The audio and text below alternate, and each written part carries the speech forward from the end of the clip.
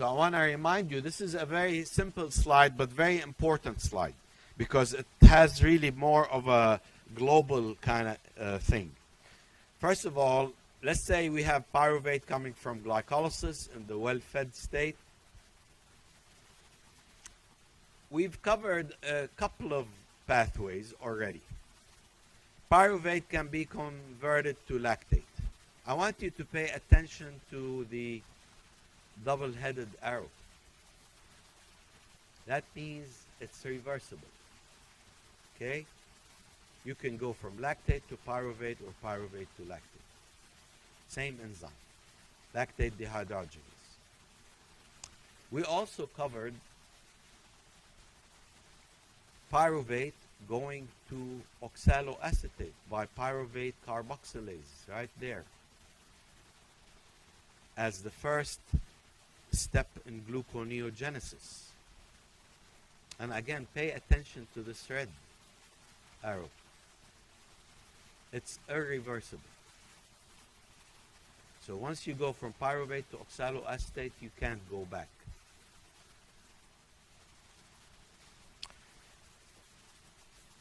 Pyruvate can also be converted to alanine, and look at the double-headed arrow. You can go from alanine to pyruvate. So that means you can go either way.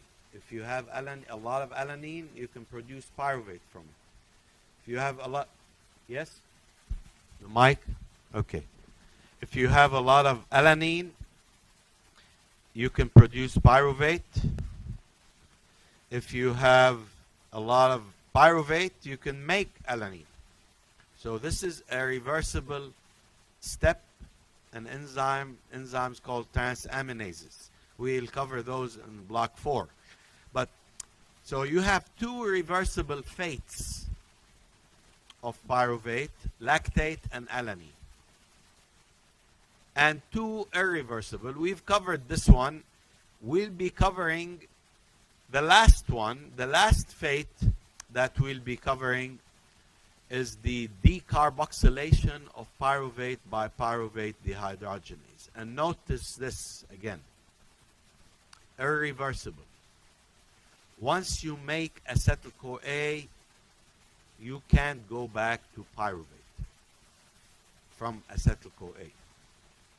So that acetyl-CoA will most likely then have to be processed through the TCA cycle. Okay? Most likely. So this is a simple slide, but I want you to pay attention to it. Very important.